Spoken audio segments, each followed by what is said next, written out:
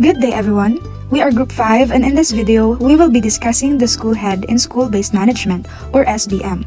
In this presentation, we will cover the definition of SBM, its connection to the principle of subsidiarity, the factors of school effectiveness, the PASBE framework, the levels of SBM practice, its advantages and disadvantages, its legal basis, and the conditions needed for its success. School-based management, or SBM, is an approach in education that brings decision-making closer to the school level.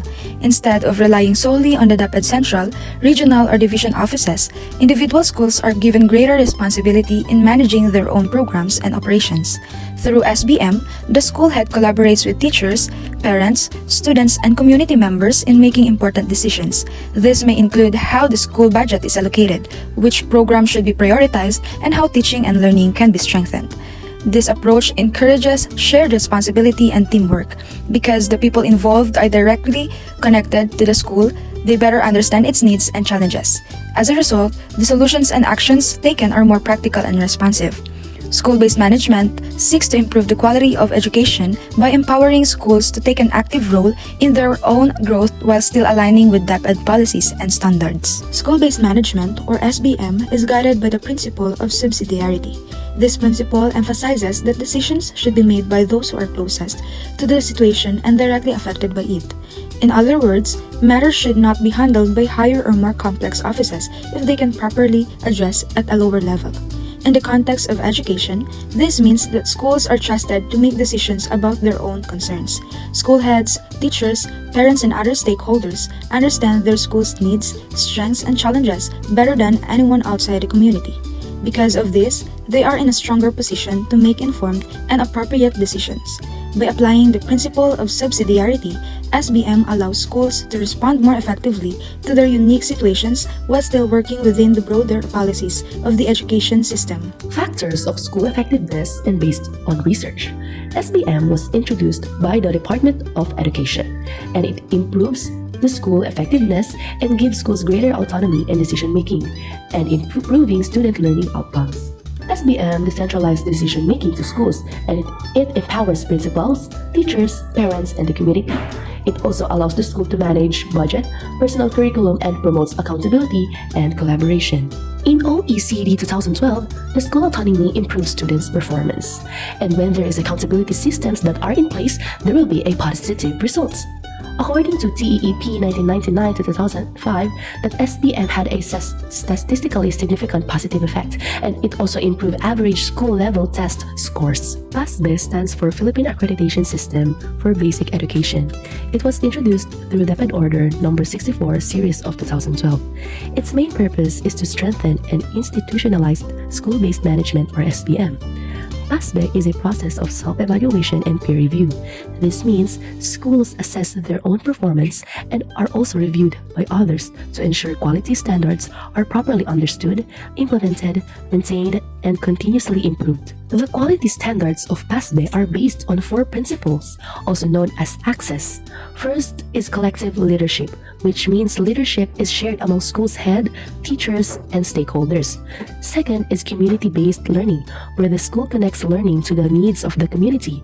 Third is accountability for performance and results, meaning schools are responsible for students' outcomes. And fourth is convergence of resources, where different stakeholders work together and share resources to support education. The SBM PASBE framework focuses on 4 main areas of assessment. These are leadership and governance, curriculum and learning, accountability and continuous improvement, and management of resources. Schools are also given accreditation status depending on their performance. They may be given candidate status, accredited status, or autonomous status, which is the highest level. There are 3 levels of SBM practice. Level 1 is developing. At this level, the school is building its systems and structures and has an acceptable level of community participation. Level 2 is maturing. The school sustains continuous improvement, involves wider community participation, and shows improved performance. Level 3 is advanced or accredited. At this level, the school meets all standards, produces intended outcomes, is fully integrated with the community, and is self-renewing and self-sustaining. Research shows that school effectiveness is influenced by both human and non-human factors. Human factors include a dynamic school head, competent and committed teachers, highly motivated pupils, and supportive community. And non-human factors refers to clear vision and mission, high standards accountability, aligned curriculum and assessments with defined standards, efficient use of resources, collaboration, professional development, and global orientation. In the Philippines, school-based management gives school greater autonomy to make decisions in collaboration with parents and the community to improve effectiveness. The SBM assessment tool is used for accreditation and ensures that effective practices are institutionalized to build a culture of excellence. Overall, the heart of school effectiveness is the school head, as these factors succeed only with a dynamic and transformational leader. Now, here are some advantages of school-based management. First, school-based management allows faster decision-making. Since authority is transferred to the school level, the school head can immediately address problems without waiting for approval from higher offices. This makes the school more efficient. Second, SBM makes the school more responsive to students' needs.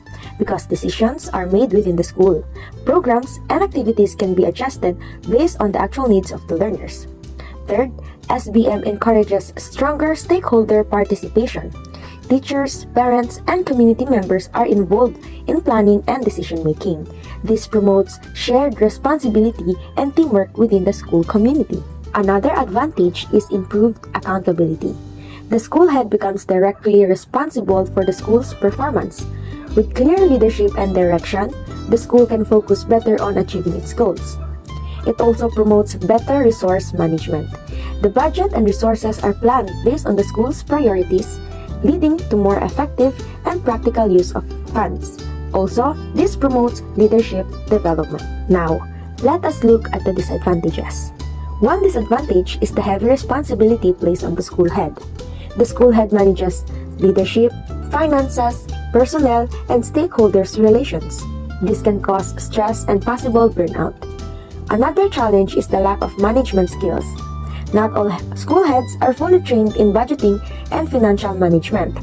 Weak leadership may affect proper implementation of programs. There may also be conflicts among stakeholders. Since many people are involved in decision-making, differences in opinions can arise, which may delay progress. In addition, there is unequal support among schools. Some schools have strong community resources, while others do not. This may create inequality in school performance.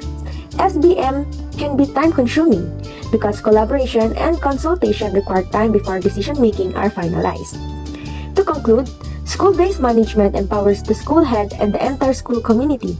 However, its success depends on effective leadership, cooperation, transparency, and proper management. For the continuation, legal basis of school-based management. Today, I will be talking about the legal reasons why school-based management is important. As you can see in the slide, it says that the Philippine Constitution wants Congress to create a local government code. This code aims to give more power and authority to local government units. This is mentioned in Article 10, Section 3 of the Constitution. In 1991, the Local Government Code was created. This shows that the government was already thinking about giving more power to local areas. Now, what does this have to do with schools? Well, before the Department of Education, or DepEd, introduced SBM in 2001 through RA 9155, local government units already have the power to govern locally. RA 9155, also known as the Basic Governance Act, is important because it moves power, authority, and resources to school level. This means schools get more say in how they are run. Why is this important? Because SBM believes that the people who know the school best, like teachers, school leaders, community members, and parents, are the ones who know the problems and solutions. So to sum it up, the Constitution and the Local Government Code paved the way for SBM, which gives schools more control and decision-making power because local people are best suited to address local challenges. Conditions for the success of SBM. School improvement become more effective when teachers and school heads are given the opportunity to make decisions and share their ideas. Their active participation in planning helps ensure that the school improvement plan addresses the real needs of the student at the school. Parents, teachers, and other stakeholders must also be encouraged to participate because their involvement strengthens teamwork and creates shared responsibility for student success. When stakeholders help decide how resources are used, the school can better support learning and development. Higher authority should support schools by encouraging innovation and allowing teachers to try new strategies without fear of failure. Mistakes should be seen as opportunities to learn and improve. The supportive environment helps teachers grow professionally. Teachers must also develop reflection and problem-solving skills so they can evaluate their teaching, identify challenges, and find effective solutions. Overall, collaboration, shared leadership, and continuous learning are essential for improving school performance and student outcomes. For school-based management or SBM to be successful, certain important conditions must be present in school. First, schools must have basic resources such as enough classrooms, learning materials, facilities, and budget. Without this, it is difficult to implement plans effectively. Second, schools need a strong support system. This includes guidance from higher authorities, collaboration among teachers, and assistance from the community. A good support system helps schools solve problems and sustain improvements. Third, schools must regularly receive information about their performance. This may include data on student achievement, attendance, and teacher performance. Having clear and updated information helps schools understand the strengths and areas that need for improvement. Fourth, schools should be given proper advice and guidance on how they can improve. Constructive feedback helps school leaders and teachers make better decisions and adjust their strategies. And lastly, the principal should focus on motivation in managing the school. A principal who encourages, supports, and inspires teachers creates a positive working environment. When teachers feel valued and motivated, they perform better, which leads to improved student outcomes. For our activity, we will be having a grouping, and each group will stimulate a meeting called by the school head to address the following problems. First is litter in the school grounds and classroom. Second, bullying among students. Third, poorly motivated students. You need to apply the principles of SBM, and each simulation point out which act was or was not in accordance with SBM principles.